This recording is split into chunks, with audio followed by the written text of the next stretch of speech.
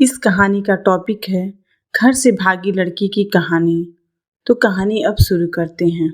एक लड़का मुंबई से रेलवे की परीक्षा देकर अपनी सीट पर जैसे ही बैठा, एक लड़की हाँफते हुए आई। लड़के से बोली कि मुझे बचा लो प्लीज। लड़का कुछ समझता कि वह लड़की कंबल लेकर लड़के के पैर के ऊपर अपना सर रखकर सो गई। काफी दूर जब ट्रेन निकल गई तो उस लड़की ने लड़के से पूछी कि यह ट्रेन कहाँ तक जाएगी। लड़के ने कहा कि लखनऊ। तब तक टीसी आया, बोला कि टिकट दिखाइए।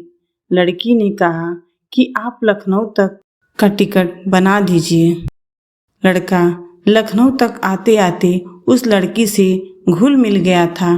ट्रेन जब लखनऊ स्टेशन पर रुकी तो उस लड़के से बोली कि मैं इस शहर में नई हूँ, मेरे एक रिश्तेदार रहते हैं, लेकिन बैग में पता रखते समय भूल गई। आप 2-4 दिन अपने घर में मुझे रख लीजिए। लड़के ने कहा कि ठीक है। जब लड़का अपने घर पहुँचा, घर की बेल बजाई तो लड़के की बहन देखकर हैरान रह गई कि भैया परीक्षा देने गया था तो रिजल्ट भी साथ लाया है। लड़के ने लड़की की मजबूरी बताई। घर वाले राजी हो गए। लड़की दूसरे दिन घर में इतना राशन खरीद कर रख दी कि घर वाले भूल ही गए कि इस लड़की को इसके रिश्तेदार के यहाँ छोड़ना है। लड़के की बहन की शादी तो तय हो गई, लेकिन 80,000 रुपये दहेज में कम पड़ रहे थे। लड़के के पिताजी लोन लेने की बात कर रहे थे। इतने में वह लड़की बोली कि बाबूजी आप लोन मत लीजिए, हम आपको दे देंगे। शादी बड़ी धूमधाम से हुई।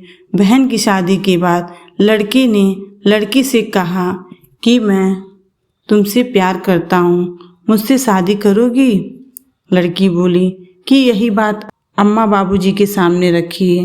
लड़के ने कहा कि यह बात अम्मा बाबूजी से राय लेकर बोला हूँ। लड़की सबके सामने बोली कि मेरे बारे में बगैर जाने ही आप लोग शादी के बारे में सोच लिए। सच्चाई जानने के बाद क्या आप मुझसे शादी करेंगे?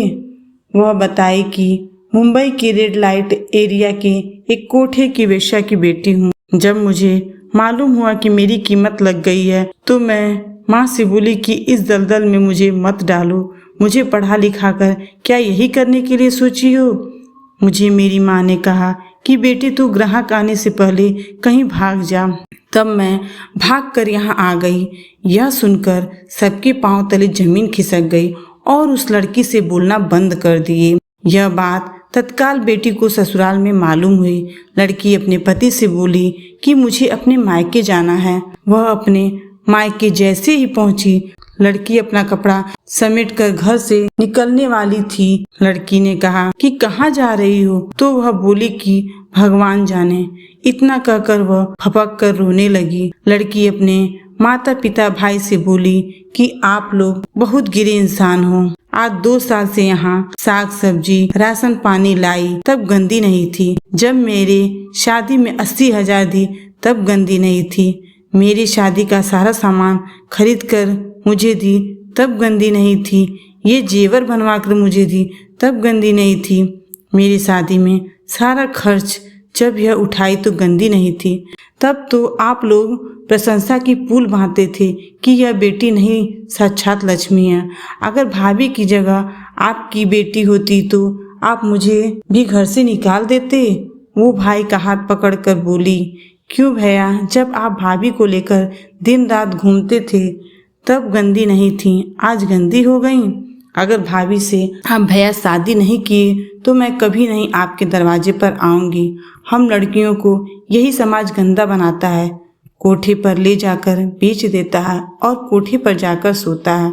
तब कुछ इज्जत के बारे में नहीं सोचता है, अपनाने में इज्जत चली जाती है। बेटी की बात सुनकर सब कहे कि शादी होगी।